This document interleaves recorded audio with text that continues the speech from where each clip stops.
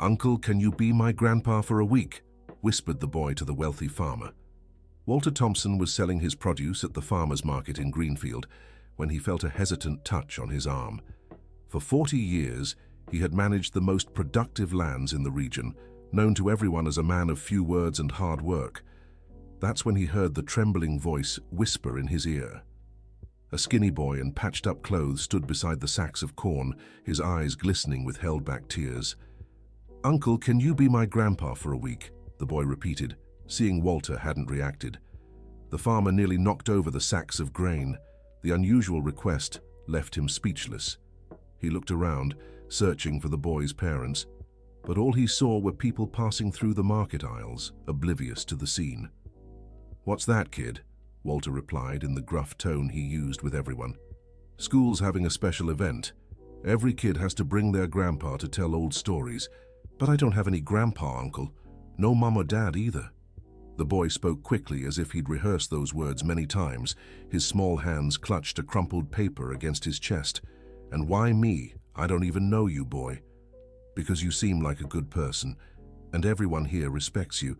I always see how people greet you when you come to the market." Walter felt uneasy. No one had ever called him a good person. In fact, most people thought he was too tough, even cruel at times. "What's your name?" "Ethan James, Uncle, but everyone calls me Little Ethan." "And where are your guardians?" "I live with Aunt Margaret. She's sick, can't leave the house. Has some lung problems that won't get better." The farmer studied the boy more closely. He must have been 8 or 9, too thin for his age, but with sharp eyes that seemed to have seen more of life than they should have. "I can't, kid. Got too much work. Find someone else." Walter turned away and started packing up to leave. He'd sold everything and wanted to get back to the farm before sunset. "I know you don't have family either," Little Ethan said, making the man stop. "How do you know that?" "Everyone talks about it. They say you live alone on that big farm, that you don't have a wife or kids. I thought maybe we could help each other." Walter felt something tighten in his chest. It was true. At 62, he'd been alone for over a decade. His wife had left when they were still young, and he'd never managed to connect with anyone since. "That's none of your business, kid." The farmer carried his empty crates and walked toward his pickup truck. Little Ethan followed a few steps, but stopped when he realized he wasn't welcome. "Thanks anyway, Uncle. You're the first person who at least listened to me." Walter paused. Something in the boy's voice made him look back. Little Ethan was letting the crumpled paper fall from his hands as he ran in the opposite direction, disappearing between the market stalls. The farmer stood still for a few seconds, staring at the paper on the ground. Against his own will, he went back and picked it up.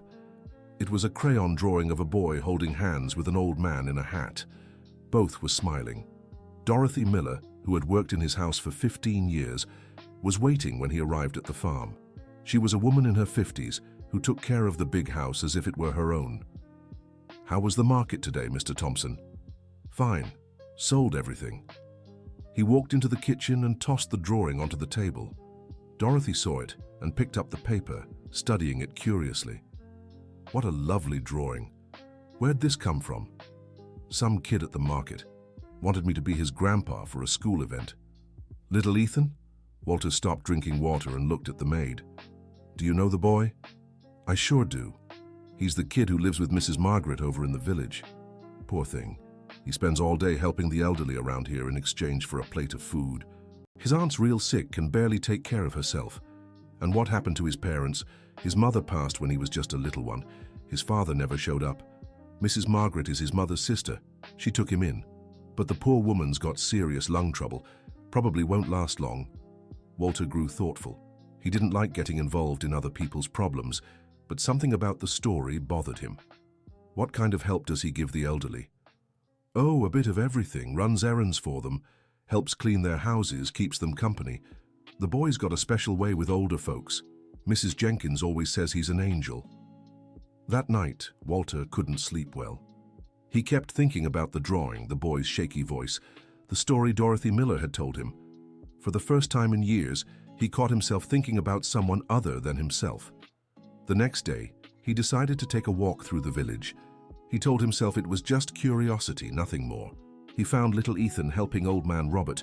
an 80-year-old who lived alone in a small house. The boy was sweeping the yard while chatting cheerfully with the old man, who sat in the shade of a mango tree.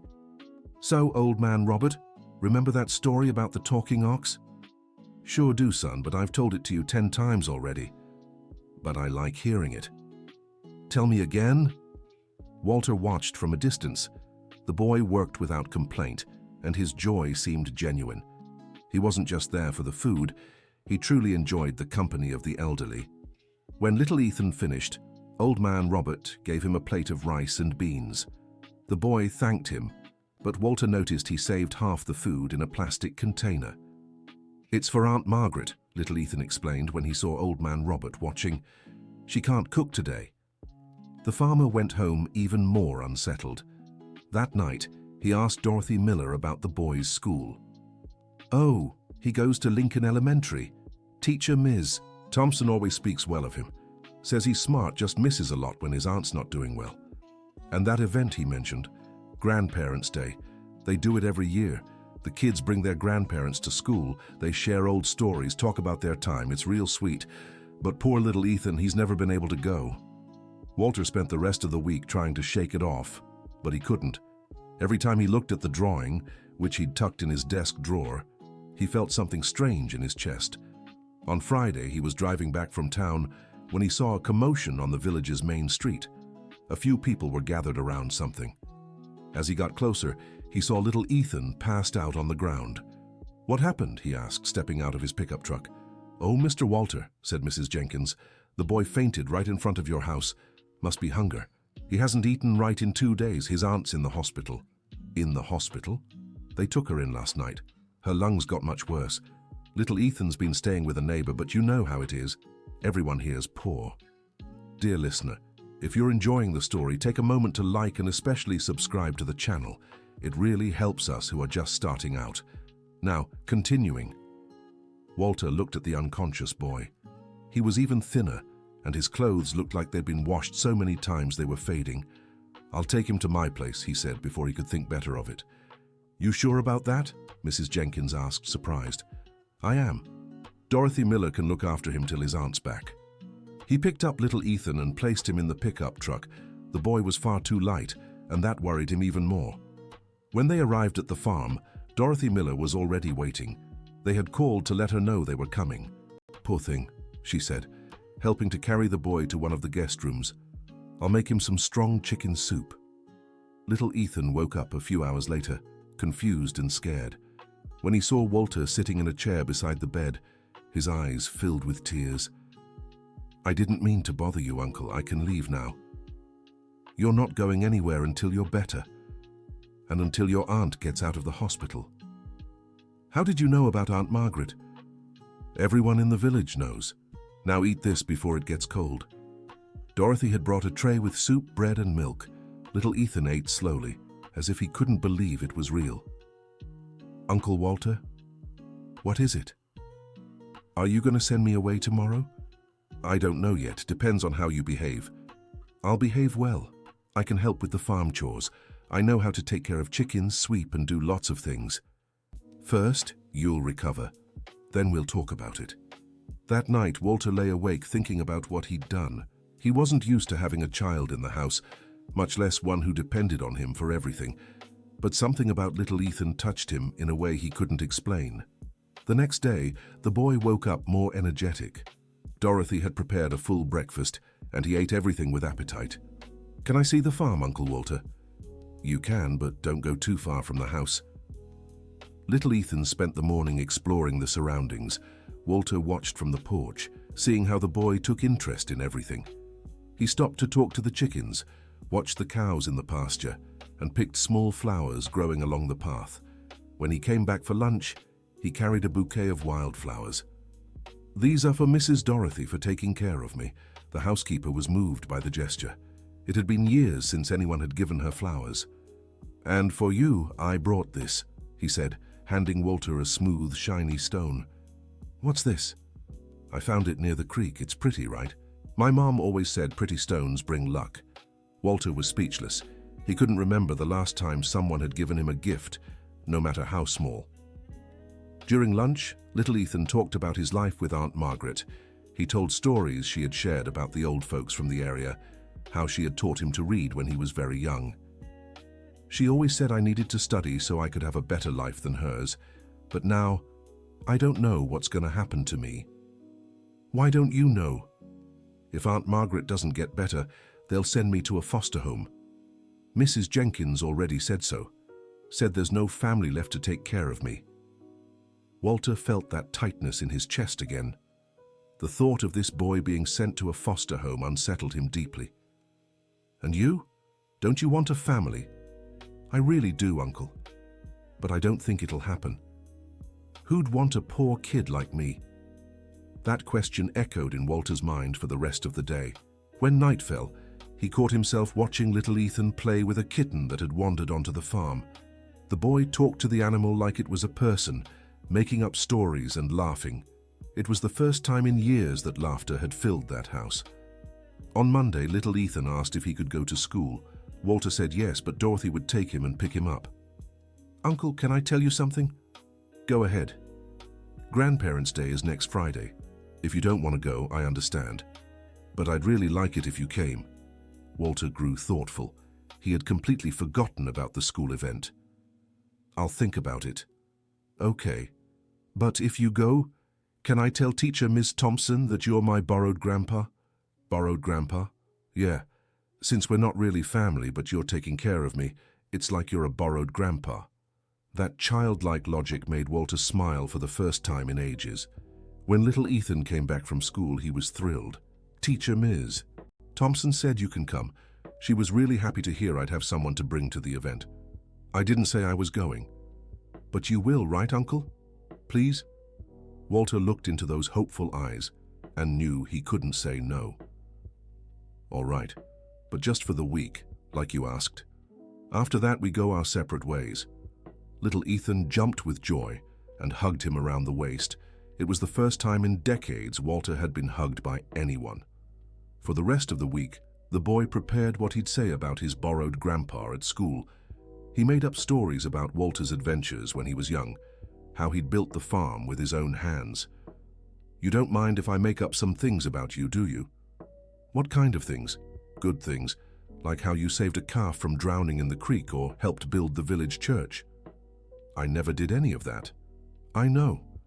But you would if you had to, right? Walter was surprised by how much faith the boy had in him. Little Ethan saw him as a far better man than he really was. On Thursday night, they got a call from Mercy Hospital. Aunt Margaret wanted to speak to little Ethan. My sweet boy, she said weakly. How are you? I'm okay, Auntie. Uncle Walter's taking care of me. Who's Uncle Walter? The farmer. He took me to his place when I fainted. He's really good to me. This man is real? You're not imagining him. Little Ethan handed the phone to Walter. Hello, Mrs. Jenkins. This is Walter Thompson. Oh, Mr. Thompson, I've seen you around. You're so kind to look after my boy. He's a good kid. He's all I have in this world. Please take good care of him while I can't. Don't worry. Mr. Thompson, can I ask you something? The doctors say my condition is worse than we thought. If anything happens to me, don't think like that now. Just focus on getting better. But if it does, could you keep looking after him, at least until they find him a good family? Walter was speechless.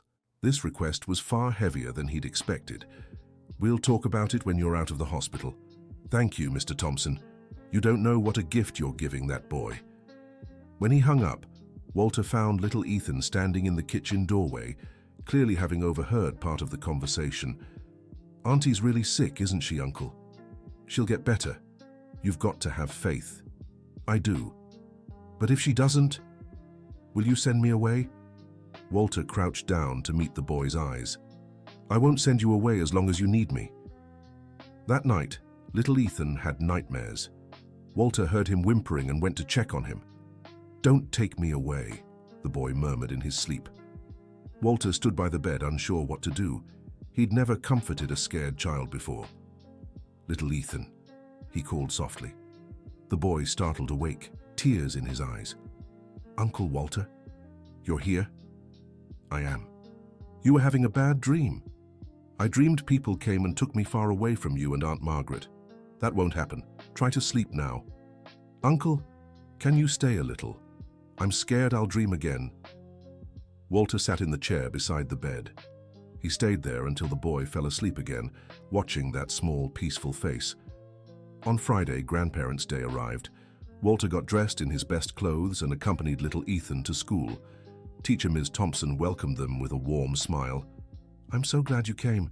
Little Ethan wouldn't stop talking about you. I hope I don't disappoint, said Walter, clearly nervous. I'm sure you won't. You mean so much to this boy. The classroom was decorated with drawings and messages about family. Several children were accompanied by their grandparents, and everyone seemed excited. When it was little Ethan's turn to introduce his grandfather, he stood up with visible pride. This is my Grandpa Walter. He owns the biggest farm in the area. He's saved lots of animals, helped build important things in our town, and always takes care of people in need. Walter was embarrassed by the exaggerated praise, but saw how little Ethan's eyes sparkled with happiness. Now, my grandpa is going to tell you a story. Walter wasn't prepared for that. He looked at all those waiting children and didn't know what to say. Well, I'll tell you about what life was like here when I was a boy. And he began talking about his childhood on the farm, how he helped his father with hard work and the struggles they faced. Without realizing it, he started sharing stories he'd never told anyone.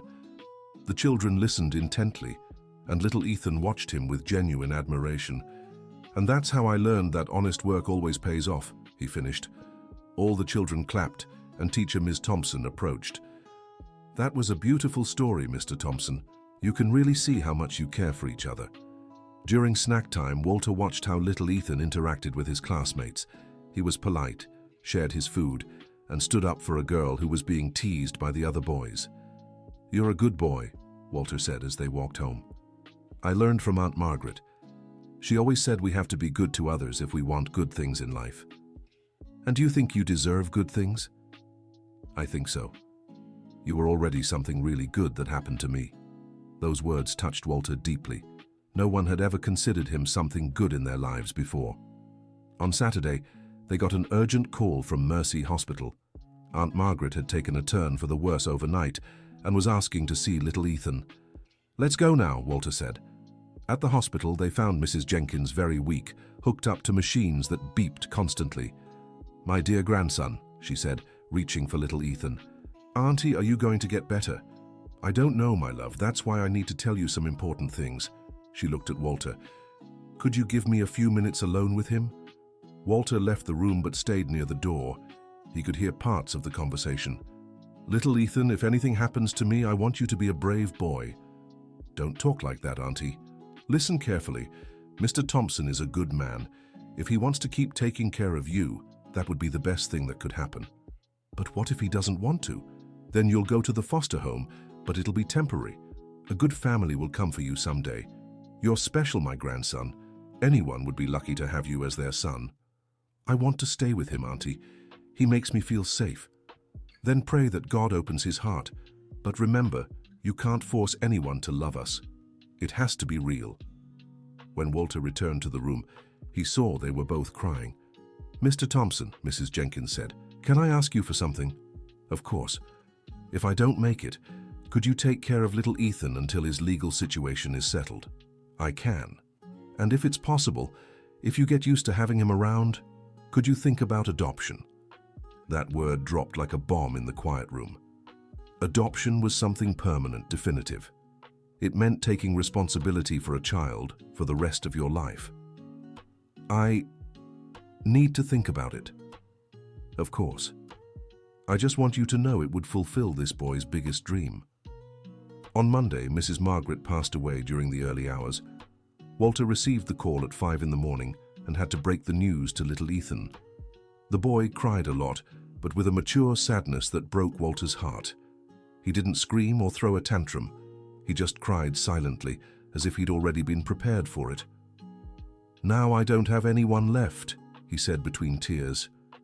You have me, Walter replied, surprising even himself. The funeral was simple, but the whole village attended. Little Ethan received affection from many people who knew his story. Dear listener, if you're enjoying the story, take a moment to like and especially subscribe to the channel. It helps us a lot as we're just starting out. Now continuing. After the burial, a social worker arrived at the farm to assess little Ethan's situation. I'm Susan Williams from the Municipal Social Services. I need to understand this child's legal status. Mrs. Margaret asked me to take care of him, Walter explained. I understand, but this needs to be formalized. Are you interested in becoming the boy's legal guardian? I don't know yet. It's an important decision. I'll need to evaluate your ability to care for a child, your age, lifestyle, financial situation. Little Ethan was listening from the kitchen. When the social worker left, he approached Walter. You don't want to keep me, do you, Uncle? It's not that, little Ethan. It's a huge responsibility. I've never taken care of a child before. But you've been taking good care of me so far. For a few weeks, yes, but forever is different. Are you afraid I'll be too much trouble? That's not it. Then is it because I'm not really your grandson? Walter crouched down in front of the boy. Little Ethan, family isn't just about sharing the same blood. Sometimes people who aren't relatives take better care of us than our own family. Then why don't you want to adopt me? I didn't say I don't want to. I said I need to think it through. Okay, but while you think, can I keep living here? Of course. That night, Walter had a long talk with Dorothy Miller. What do you think about me adopting the boy? I think it would be the best thing you could do, for him and for you too. For me? Mr. Thompson, I've worked here for 15 years. I've never seen you so alive as these past few weeks. Little Ethan has brought joy to this house, but I'm too old to be a father. You're 62, not 80, and you're healthy, financially stable, and have love to give. What more do you need? What if I don't raise him right? What if I make mistakes? No father knows how to raise a child when they're first born. You learn day by day, and little Ethan is a special boy who just needs love and security. On Tuesday, Walter decided to research adoption. He went into town and spoke with a lawyer about the process. It's definitely possible, Mr. Thompson. Your financial situation is excellent. You have a suitable home, no criminal record. The only potential issue is your age. Could that prevent the adoption? It might make the process longer, but the fact that you're already caring for the boy and he's well adjusted works strongly in your favor. How long will it take? It depends. Since there are no other interested parties and the child is already in your care, it could move faster, maybe a few months. And if I can't adopt him? In that case, you could pursue permanent guardianship. It would grant you the same practical rights, just without the definitive legal bond of adoption. When he got back home, he found little Ethan helping Dorothy Miller prepare dinner. Uncle Walter, how was town? It went well. I took care of some important things. What kind of things? I talked to a lawyer about the possibility of you staying here forever. Little Ethan's eyes lit up. Really? Really. But it's a long process. People will come here to evaluate whether I can properly take care of you. And can you? I think so. But they'll be the ones to decide. Little Ethan hugged him tight. Thank you, Uncle Walter. You won't regret it, I promise. In the weeks that followed, life on the farm settled into a new routine. Little Ethan woke up early, had breakfast with Walter, went to school, came back, and helped with the farm chores. The boy showed great interest in farm work. He learned to care for the chickens, milk the cows, and plant vegetables in the garden they'd made behind the house. Uncle, when I grow up, I want to have a farm just like yours. Why? Because I'm happy here, and I want my kids to be happy here too. You're already thinking about having kids? Not now, of course, in like 20 years, but I want a big family with lots of children. Why lots of children? So none of them will ever be alone like I was. That answer touched Walter deeply. Little Ethan wanted many children, so none of them would experience the loneliness he had known. The social worker came back a few times to evaluate the situation. She spoke with little Ethan alone, checked his living conditions and his school progress. How do you feel living here, little Ethan? I feel at home. Uncle Walter takes good care of me, and I like helping him on the farm. Do you miss anything? I miss Aunt Margaret, But I know she's happy because I'm being cared for by a good person. And if Mr. Thompson doesn't get approved for the adoption, how would you feel about going to a foster home? I want to stay with him, but if it doesn't work out, I'll understand. I'll be grateful for all the time he took care of me. Susan was impressed by the boy's maturity. Mr. Thompson, may I speak with you alone? Of course. Rarely do I see such a natural adjustment as this. The boy is clearly well cared for, happy and settled, and it's remarkable how you've changed too. How so? I've spoken with some people in the area. Everyone mentions you're more talkative, more present in the community. That's very positive. Little Ethan made me realize I was living too isolated. Exactly. A child in the house brings new life. My evaluation will be positive, Mr. Thompson. I believe the adoption will be approved. By November, the adoption process was moving forward smoothly. The judge handling the case wanted to conduct a final interview with both of them. Mr. Thompson, why do you want to adopt this child? Because he brought joy into my life. Because he made me realize family is whoever cares for you with love. And because I want to give him everything he deserves. How do you plan to balance your age with a child's needs? I'll do my best to be there for every stage of his life. And when I can't anymore, I'll make sure he's ready to stand on his own. Little Ethan, do you understand what adoption means? Yes, Your Honor. It means Uncle Walter will be my real dad, and I'll be his real son. And is that what you want? It's what I want most in the world. Why? Because he made me feel loved, because he taught me I can dream about the future, and because I want to take care of him when he gets old, just like he takes care of me now. The judge was moved by his answer. Very well. I'll review the case and give my decision in a few weeks. December arrived with the adoption approval. Walter received the call from the lawyer on a Wednesday morning. Congratulations, Mr. Thompson. The adoption has been approved.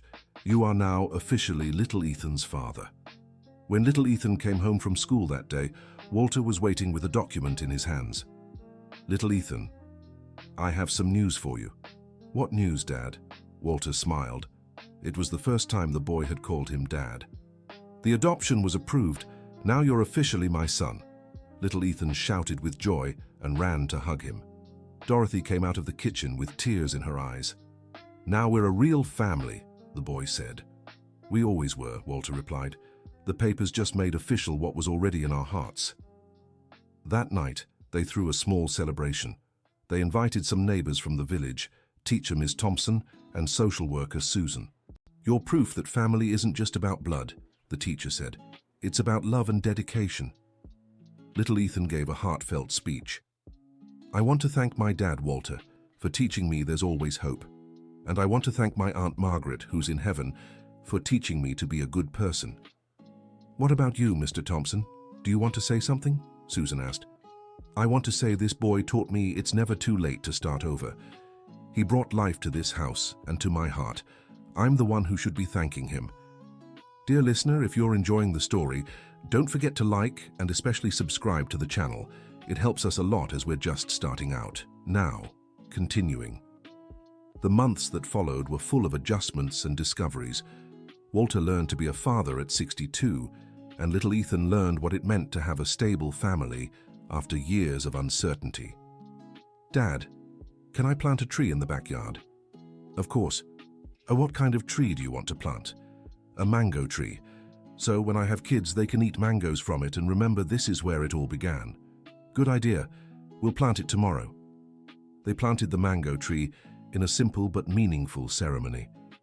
Little Ethan gave a speech to the tree. Grow strong and beautiful, like the love I found in this house. Walter watched this special boy and wondered how he'd lived so long without that joy in his life. The farm was changing too. Toys were scattered on the porch, drawings hung on the fridge, and laughter echoed across the fields. The neighbors remarked on Walter's transformation. Now he greeted everyone and even smiled in conversation.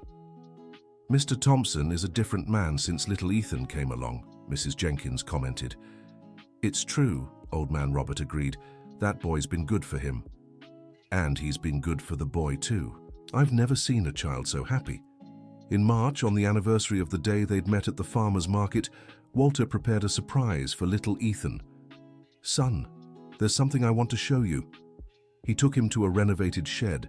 Inside was a complete woodworking workshop. "What's this for, Dad?" "For you to learn how to work with wood. That way you can make your own toys, furniture, whatever you want." "Really, really. And on Saturdays we'll work here together." Little Ethan was thrilled. He'd always been good with his hands, and the idea of learning woodworking excited him. "Can I make a dollhouse to give to teacher Miss Thompson?" "You can make whatever you want." Slowly, father and son developed new projects together. They renovated old Mrs. Margaret's house and turned it into a community library where little Ethan gave tutoring lessons to village children.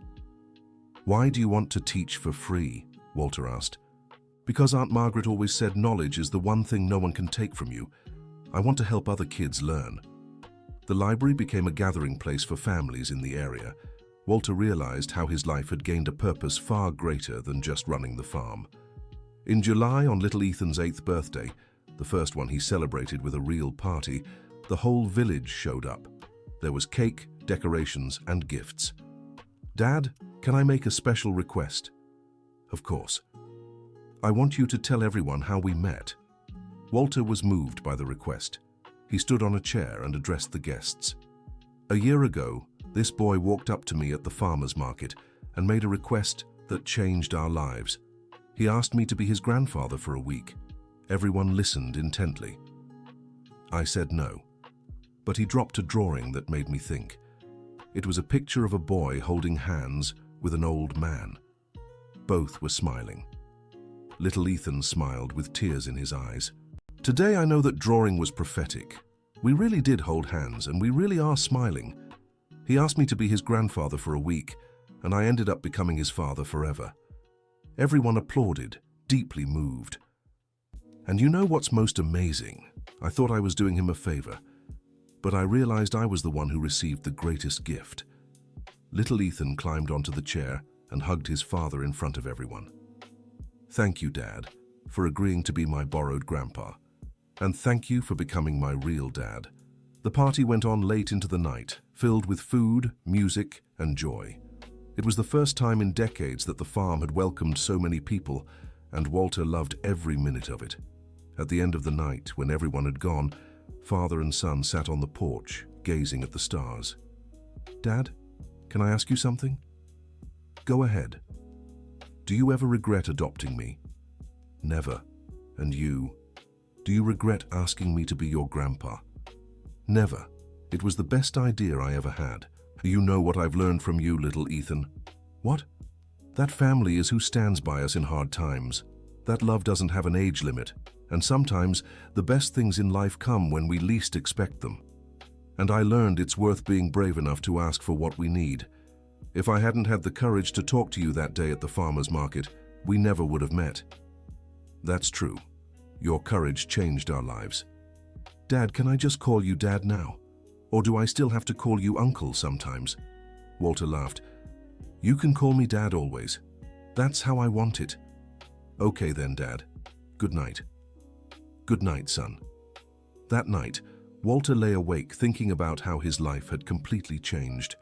12 months earlier, he'd been a lonely, bitter man with nothing but work ahead of him. Now he had a son, a family, and a greater purpose in life. The following year brought new challenges and joys. Little Ethan started showing an interest in music, and Walter enrolled him in guitar lessons in town. "Dad, when I get good, can I serenade someone?" "Who?" "Mrs. Dorothy Miller. She's been like a mother to me, too."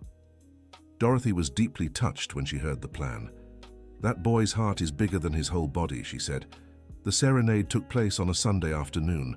Little Ethan played a song he'd learned just for her, and all the neighbors came to watch. "This family has brought music to our hearts," said Mrs. Jenkins. Walter watched with his chest swelling with pride. That brave little boy had transformed not just his life, but the entire community around them. In September, unexpected news arrived. Little Ethan's school had been selected for a special project about family stories, and they wanted father and son to participate by sharing theirs. "Would you be willing to give a talk for other schools in the area?" asked teacher Ms. Thompson. "A talk?" Walter got nervous. Just tell them how you met and became a family. It might help other children believe there's always hope. Little Ethan loved the idea. Let's do it, Dad. Our story could help others. They accepted the invitation and began preparing. Little Ethan suggested they bring the original drawing, the one he'd made before meeting Walter. People need to see that sometimes our dreams come true in ways we never imagined, but even better. The first talk was emotional. They shared their story with an audience of parents, teachers, and children. Many cried, everyone applauded. "You've taught us that family is built with love and patience," said one mother in the crowd, "and that we should never give up on our dreams," added a child. After the talk, several families came up to speak with them. Some were considering adoption, others were going through family struggles. "You gave so many people hope today," said the school principal. By the end of the year, Walter and little Ethan decided to start a social project at the farm. They turned part of the property into a temporary home for children in need of support. "We won't be handling adoptions," Walter explained, "but we can offer a safe place for kids waiting for their forever families." "Like a foster home?" asked the social worker Susan. "Exactly, so no child feels abandoned while they wait." The project was quickly approved. The farm gained a special wing with rooms for up to 5 children at a time. "Dad, now other kids will get the same chance I did. And you'll help take care of them?" "I will. I want them to feel as welcome as I did." The first child arrived in December, a 6-year-old girl named Emma Grace, who had lost her parents in an accident and was waiting for her godmother's family to finalize her adoption. "Emma, welcome to our home," said little Ethan. "Here, you'll be treated like family." Emma was very shy but slowly opened up. Little Ethan became like an older brother to her, teaching her how to care for the animals, play, and feel safe. "She's blossoming," Susan remarked during a check-in visit. "Little Ethan has a special way with kids," Walter said proudly. "It's because he knows what it's like to need love," observed Dorothy. In February, Emma was adopted by her godmother's family. The goodbye was emotional but full of hope. "Thank you for taking care of me," the girl said. "Now I know there are good people in the world." "You can visit any time," little Ethan replied. "And if you ever need anything, our door will always be open," Walter added. The project kept growing. More children passed through the farm, each receiving the same love and care. Walter discovered he had a calling for helping kids, and little Ethan proved to be an excellent big brother to every new arrival. In March, on their second official anniversary as a family, Walter prepared a special surprise for little Ethan. "Son, I want to show you something." He led him to a wall in the living room where he'd arranged a photo gallery. It started with little Ethan's original drawing, moved through their first pictures together, and ended with recent photos of all the children who had stayed at the farm.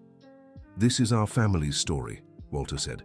"Dad, it's beautiful. But why did you do this?" "Because I want you to never forget where we started and how far we've come together." Little Ethan hugged him, moved. "I'll never forget. And when I grow up, I'll keep this work going." "Are you sure?" "I am. I want to help other children find their families, just like I found mine." In that moment, Walter knew he hadn't just raised a son, but a future man who would carry forward the values of love and kindness they had learned together. More months passed. The farm became a beacon in the region, known as a place of warmth and hope. Walter and little Ethan were regularly invited to speak about family and adoption at schools and community events. "You inspire so many people," said the mayor during a tribute to their family. "Our goal has always been simple," Walter replied. "To show that love has no age, no color, no social condition. Love is caring for someone as if they were part of you. And to show that every child deserves a family," little Ethan added. In June, they received special news. A family who had adopted a child after hearing their story wanted to honor them. "You inspired us to adopt," the couple said. "Our daughter is happy today because you taught us that family is built with love." Walter was moved, realizing their story with little Ethan was truly making a difference in others' lives. At the end of that year, during the farm's Christmas celebration, little Ethan gave a speech that surprised everyone. "I want to thank my dad, Walter, for teaching me that family isn't about who you're born with, but who chooses to stay together. And I want to thank all the children who've passed through here, because they taught me that love grows when it's shared. And I want to thank my son, little Ethan, Walter said, because he taught me it's never too late to start over, that a child's courage can change a family's destiny, and that life's greatest gifts don't come wrapped. They come with an open heart. The audience applauded, deeply moved. In that moment, father and son knew they had built something far greater than a family. They had created a legacy of love that would inspire generations. Months later, on a sunny Sunday morning, Walter and little Ethan were in the garden, harvesting the vegetables they'd planted together. "Dad, remember when you said our family would only last a week?" "I remember," Walter laughed. "I was very wrong. And I remember when I thought I'd never have a real family. Now we both know family is forever." "Forever," little Ethan confirmed, hugging his father among the tomato plants. In that moment, looking at the mango tree they'd planted together, now bearing its first fruit, they knew they had built something that would last far beyond their own lives. They had planted seeds of love that would grow forever. The end. So, what did you think of this heartwarming story? Did Walter make the right choice by opening his heart to little Ethan? Tell us in the comments how this story of true love between father and son made you feel. Leave a like if it moved you, and subscribe to the channel so you don't miss other touching stories. Thank you for joining us on this journey.